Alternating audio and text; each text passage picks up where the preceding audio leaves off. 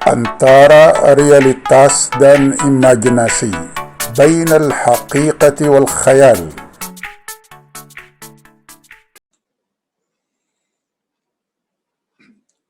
Bismillahirrahmanirrahim. Assalamualaikum, salam sejahtera kepada semua. Kita akan melanjutkan dengan episode ke-6. Di episode ke-6 ini kita insyaAllah melanjutkan tentang kecintaan orang Islam terhadap Ahlul Bait. Kecintaan tersebut memang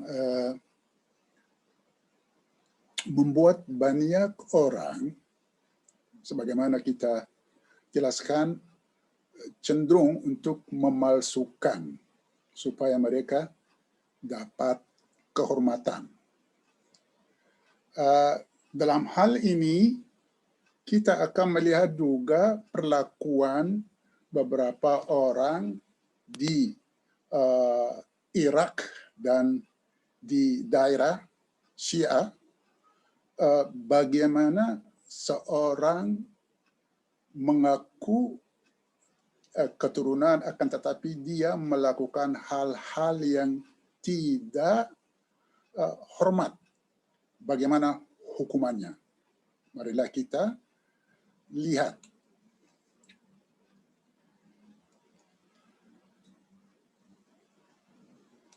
Marilah kita lihat.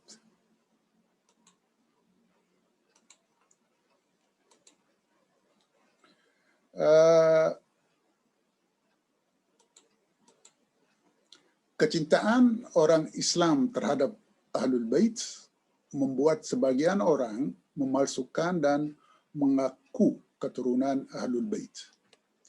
Pada akhir-akhir ini, jumlah orang yang mengaku keturunan Ahlul Bait bertambah banyak.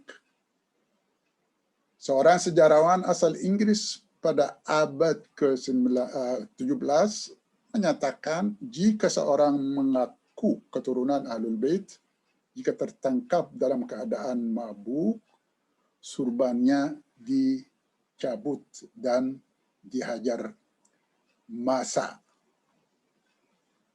Nah, ini lihat, dihajar massa. Jadi pengakuan seorang bahwa dia dari Ahlul Bait itu merupakan perkara yang sangat-sangat besar. Jadi jika Anda tidak menghormati Ahlul Bait itu sendiri, ada hukuman bagi Anda di dunia ini sebelum akhirat. Jadi di daerah Irak dan di sebagian daerah Syiah, memang mereka itu perhatiannya sangat-sangat kuat terhadap keturunan Ahlul Bait. Jadi kalau Anda melihat Syiah di Iran, pakaiannya juga berbeda. Ada yang menggunakan jubah hitam, ada yang menggunakan jubah putih, dan juga surbannya beda. Ada yang menggunakan surban putih dan hitam. Itu semuanya mempunyai posisi tertentu. Jadi biasanya kalau orang yang mengaku dia dari Ahlul Bait, dia mempunyai pakaian khusus. Jadi biasanya surbannya itu hijau. Dan dia juga menggunakan manik-manik, itu ada rambut di dalam kepala. Manik-manik itu dua manik rambut. Itu simbol bahwa orang tersebut dari atau keturunan Ahlul Bait. Jadi sebagaimana saya jelaskan tadi, pengakuan keturunan Ahlul Bait itu perkara yang tidak gampang. Jadi harus orangnya itu menjadi lurus, jangan sampai Anda melakukan hal-hal yang bisa juga mencoreng nama baik Ahlul Bait. Jadi karena namanya manusia, manusia itu kan cenderung membuat hal-hal yang tidak benar. Maka kalau ada dari mereka yang mengaku keturunan Ahlul Bait, jika dia melakukan hal yang tidak benar sepertinya atau seperti mabuk, atau berzina, atau mencuri, atau melakukan hal-hal yang tidak benar, jika tertangkap, hukumannya akan berat. Terutama akan dihajar massa, dipukul rame-rame. Yang kedua, terbangnya yang hijau itu diambil, ditarik. Terus rambutnya atau manik-manik rambut itu dipotong. Jadi dia tidak punya apa-apa. Jadi makanya mungkin saya sendiri tidak bisa mengaku bahwa saya dari Ahlul Bait karena hukumannya agak berat ya. Dan Anda sebagai manusia biasa lebih baik Anda menjadi manusia biasa. Jangan Anda mengaku. Ya, ini yang saya ingin jelaskan tentang kecintaan manusia terhadap Ahlul Bait dan juga kebiasaan manusia yang suka membuat kesalahan. Ya. Terus lalu kita ke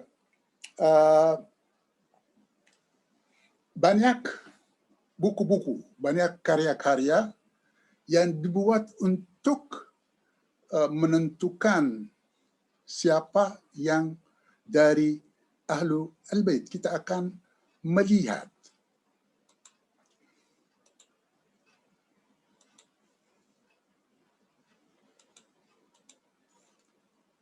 ada kamus besar berbobot, besar sekali. Kamus itu namanya Al-Hijrat At-Talibiyah. Hijrat At-Talibiyah itu hijrah orang yang mengaku atau memang orang juga keturunan Ali ibn Abi Thalib. Karena dalam hal ini kan banyak pemalsuan membuat orang itu curiga. Walaupun orang itu memang dari Ahlul Bait, akan tetapi karena banyak pemalsu-pemalsu, jadi bikin kita curiga. Makanya banyak karangan-karangan, di antaranya ada yang sangat penting, yaitu Al-Hijrat At-Talibiyah. Kamus tersebut digunakan untuk mencek klaim yang mengaku keturunan Ahlul Bait. Sekarang ada DNA. Dalam kamus tersebut terdapat nama-nama orang dan hubungannya dengan nama-nama tempat. Terdapat juga nama-nama orang yang telah wafat dan tidak punya keturunan lagi. Jadi Al-Hijrat At-Talibiyah ini, hijrah Talibiyah Ali ibn Abi Thalib, banyak tersebar di seluruh dunia. Ada yang di Maroko, ada yang di Turki, ada yang di India, ada yang di Iran, di mana-mana ada juga. Ada di Afrika Timur, ada banyak yang mengaku bahwa mereka keturunan Ahlul Bait. Buku atau kamus yang tadi saya jelaskan, Al-Hijrat At-Talibiyah, kamus itu ada nama-nama keluarga yang pernah hijrah, ada tempat-tempat mereka, di mana mereka dari mana mereka datang, dan juga sejarah-sejarah tertentu, ada tanggal-tanggal mana, tanggal berapa mereka berangkat dari satu tempat ke tempat yang lain. Jadi untuk mencek itu memang sekarang ada banyak cara, banyak mekanisme. Di antaranya ada DNA. DNA itu deoksiribonukleik asid. Ini digunakan untuk membuktikan bahwa seorang itu memang betul-betul dari keturunan tertentu atau dari keturunan A. Selain DNA yang sekarang digunakan, ada juga mekanisme yang lain yang diistilahkan dengan prospografi. Prospografi itu memang rekam sejarah, tapi rekaman yang menyebutkan kapan Anda berangkat dari tempat tertentu, Anda singgah di mana, tanggal berapa, tempat-tempat yang Anda jumpai, hal-hal aneh yang Anda pernah jumpai, dan lain-lain sebagainya. Dan semuanya harus dicatat. Ini juga merupakan salah satu bentuk untuk kita mencek bahwa seorang itu dari keturunan Ahlul Bait atau keturunan yang lain. Jadi sekarang soal pemalsuan itu dapat dikatakan dengan gampang bisa dicek dengan kedua penemuan tersebut, yaitu DNA dan prospografi.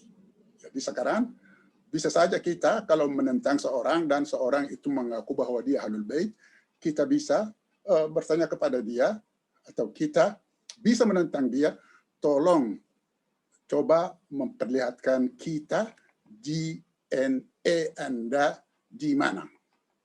Dan memang ini salah satu hal yang kita gunakan. Lalu yang menaruh perhatian berlebihan bahwa dia dari keturunan Ahlul Bait itu membuat kita curiga. Bagaimana membuat kita curiga?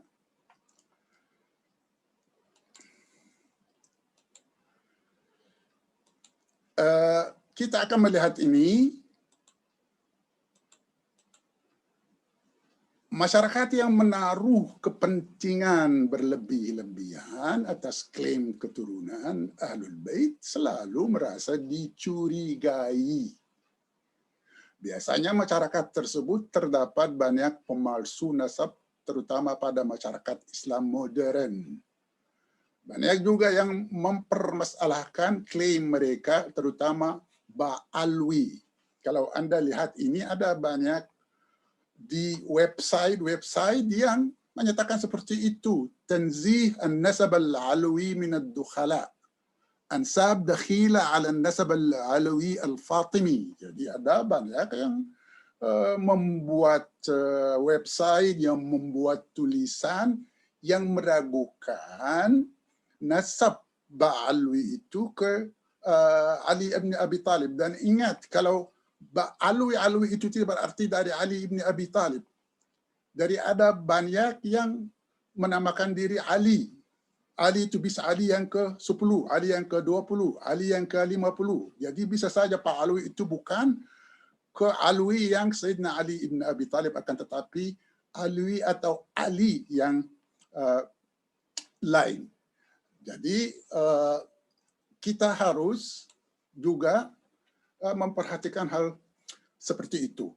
Ya, memang jika ada seorang mengaku bahwa dia dari Ahlul Bait dan ada yang mencurigai dia, berarti dia akan membela dan membawa bukti-buktinya. Dan bukti-bukti itu bisa kita cek, karena orang bisa dengan mudah mengarang buku, dengan mudah membuat silsilah nasab, tapi silsilah nasab itu kalau ditelusuri bisa saja menjadi silsilah yang tidak benar. Ini kita harus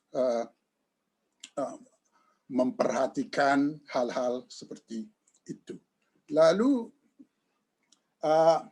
alasan orang klaim dari Ahlul Bait.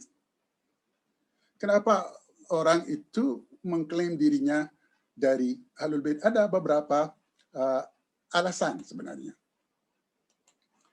Pernah kita menceritakan tentang alasan-alasan seperti itu, dan ini antara lain. Kenapa orang cenderung mengklaim dirinya keturunan Ahlul Bait? Ini hanya untuk menekankan dengan apa yang kita jelaskan sebelumnya.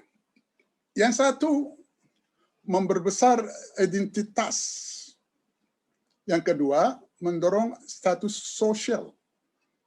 Yang ketiga, Gengsi, prestige. Yang keempat, memengaruhi secara politik. Kelima, mendatangkan uang. Di seluruh negara Islam, mengaku keturunan Ahlul Bait mempunyai keuntungan tak terhitung, baik secara material atau secara simbolis. Jadi mengaku Ahlul Bait itu memang tujuannya banyak. Tadi kita hanya memberikan tekanan pada apa yang kita jelaskan. Jadi dari status sosial orang misalnya kalau merasa dirinya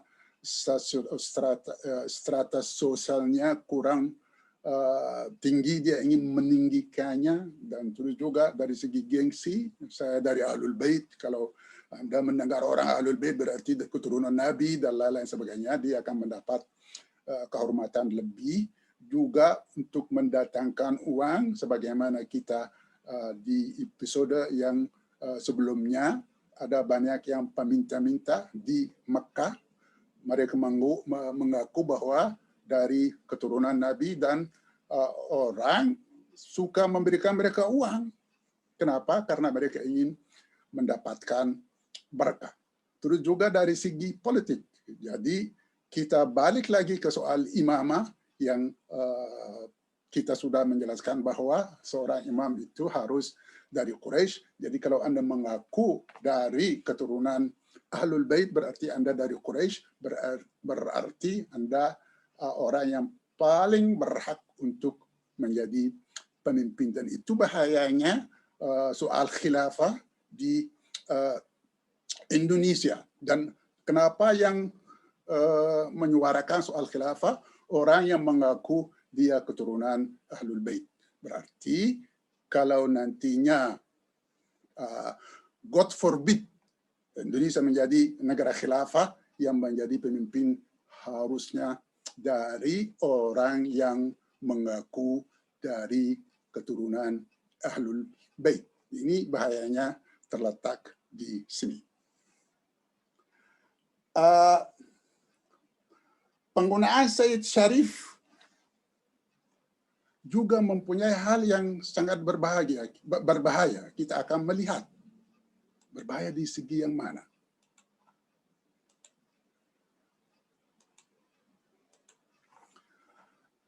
Ada pula yang paling jahat dan berpotensi diskriminatif, yaitu soal seorang syarifah tidak boleh nikah sama orang yang tidak setara dengannya sebagai keturunan Ahlul Bait.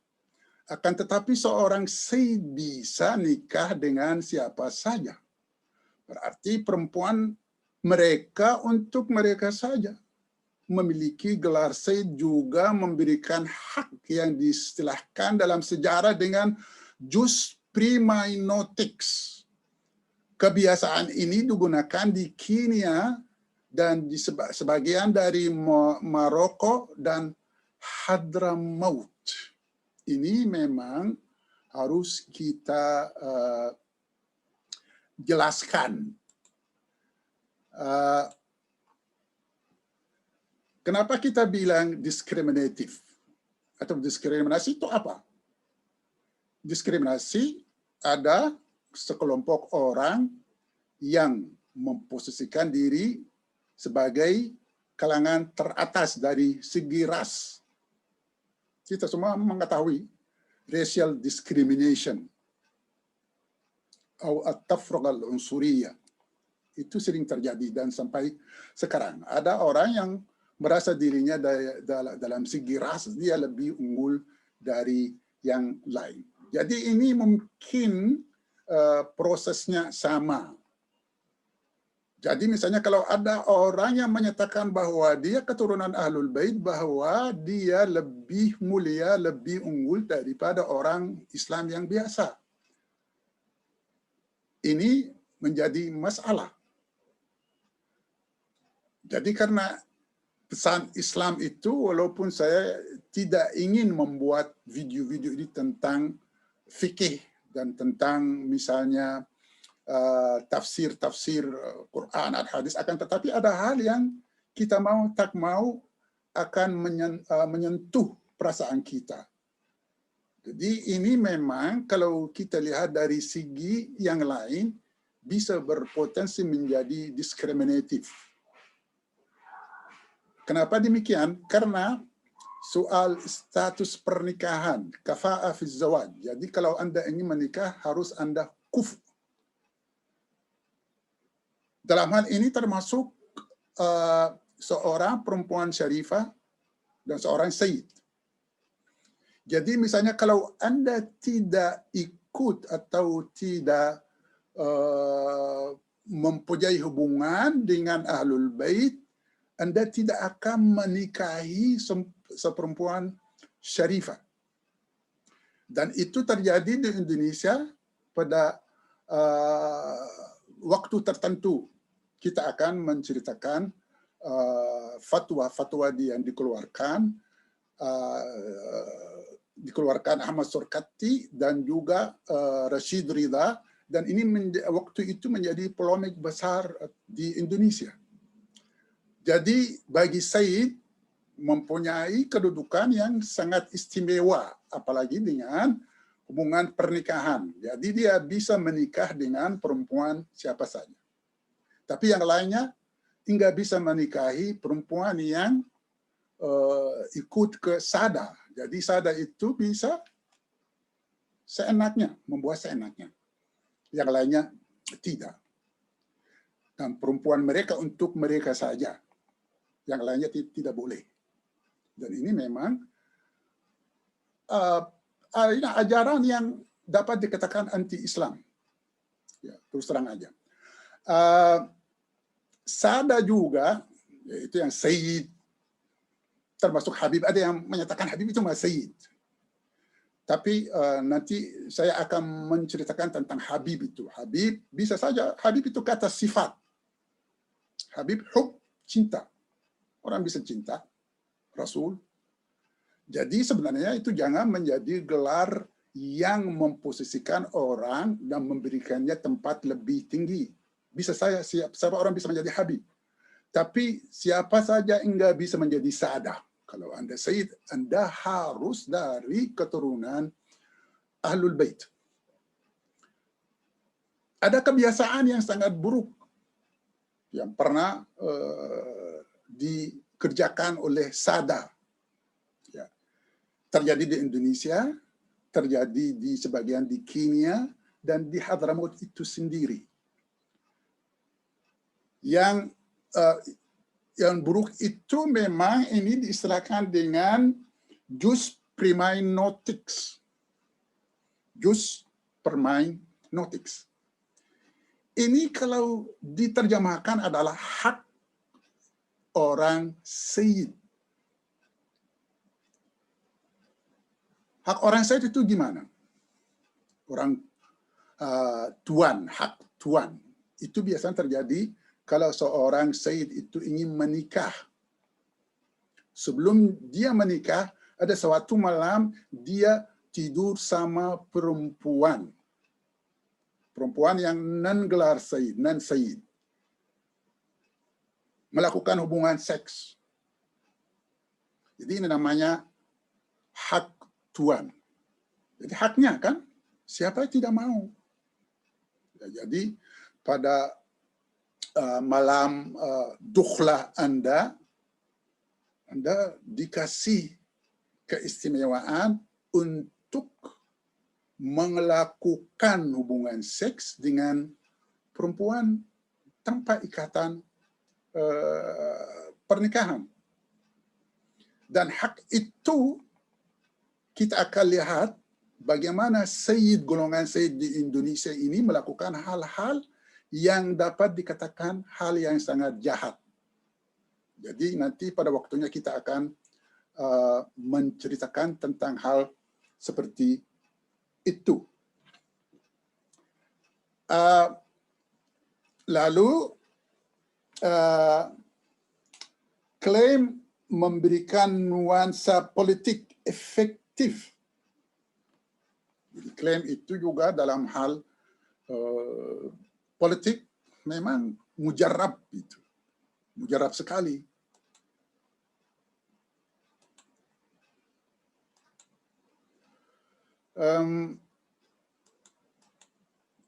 Karena klaim keturunan Ahlul Bait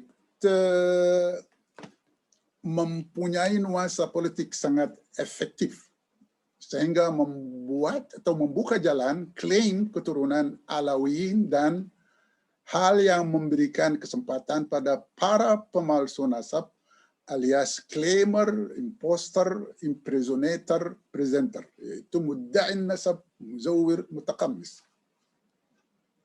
Jadi ini sudah kita jelaskan bahwa klaim Ahlul Bait atau pengakuan Ahlul Bait juga mempunyai nuansa politik yang sangat efektif. Jadi kalau ada orang yang menyuarakan khilafah dan cinta Ahlul Bait, kalau menghina Habib berarti menghina Rasul, memberikan dirinya hak yang luar biasa. Jadi dia seolah-olah seorang muqaddas, ka'annahu syakhsun muqaddas, la tastati' at-taqarrub minhu. Jadi seolah-olah dia orang yang suci, tidak boleh disentuh walaupun dia melakukan hal yang tidak benar. Apalagi kalau kita melihat pemimpin pembela Islam itu memberikan dirinya hak untuk melakukan apa saja. Jadi di Australia dinamakan imam porno, ya, jadi bisa saja dia melakukan hubungan apa saja dengan perempuan siapa saja dan merasa dirinya tidak apa-apa karena hak-hak yang tadi yang kita jelaskan. Apalagi yang terkait dengan politik, dan kita balik lagi ke soal imamanya itu dari imam dari Quraisy.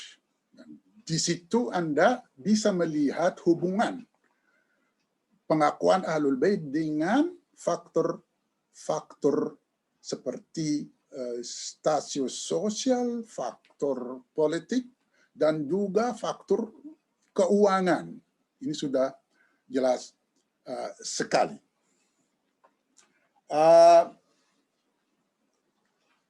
Ada pandangan dari sejarawan tentang soal kemuliaan atau syaraf, nobility. Ada pendapat dua orang dalam sejarah, yaitu Ibn Rushd. Ibn Rushd adalah seorang filsuf di dunia Islam Timur, dan orang lagi dari Maroko, yaitu bukan dari Timur, dari Barat juga, dari Ibn Rushd dari Andalus, Ibn Rushd al-Andalusi dari Barat, dan juga orang lagi dari Barat, Arab Barat, yaitu Ibni Khaldun. Kita akan melihat pandangan-pandangan mereka terhadap kemuliaan itu sendiri.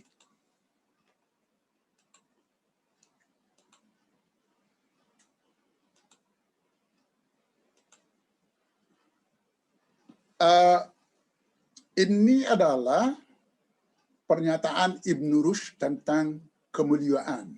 Lihat yang merah ini. While for Ibn Rushd, nobility belongs to a people or house, bait, consisting of ancient settlers in a town and depends exclusively on the number of ancestors and their prominent origins. Jadi bagi Ibn Rushd, soal kemuliaan atau syaraf terletak pada suatu bait atau suatu pemukiman, di mana dalam pemukiman itu ada banyak orang-orang yang sudah tua, Dan orang-orang tua itu juga bisa mereka menceritakan tentang keturunannya yang sebelumnya. Jadi berarti al-syaraf atau kemuliaan itu terletak pada pengakuan adanya keturunan yang sudah lama. Ini bagi Ibn Rushd. Tapi Ibn Khaldun mempunyai pendapat yang lain. Kita akan melihat pendapat Ibn Khaldun. Ibn Khaldun menyatakan, for Ibn Khaldun, nobility refers to a sense of group feeling, asabiyah, and it is associated with political power and social authority as influence among men who share in a group feeling. Those who have it can possess it, while others have it only in a metaphorical and figurative sense, and hence the assumption that they are noble is a specious claim. Memang pendapat Ibn Khaldun ini dapat dikatakan berbeda karena Ibn Khaldun ini menyatakan bahwa soal kemuliaan itu adalah perasaan seseorang bahwa dia mulia. Tapi perasaan itu bisa saja menjadi perasaan yang metaforikal, tidak benar. Seperti misalnya kalau ada orang bekerja dengan keluarga yang sangat kaya, orang bekerja misalnya sebagai pegawai di tokonya atau pegawai di institusinya, dia merasa seolah-olah dia ikut ke keluarga kaya itu.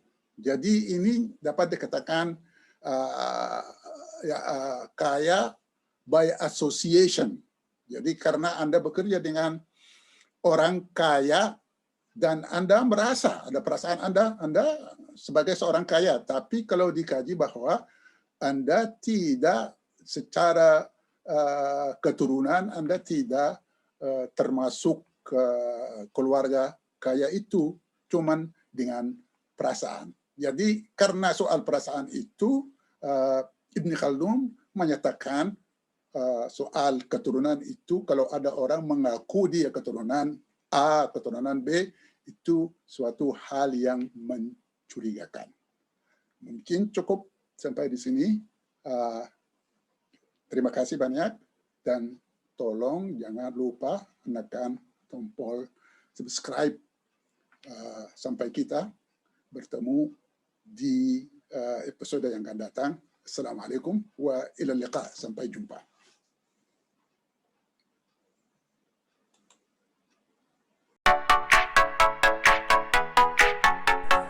Antara realitas dan imajinasi, bain al-haqiqati wal khayal.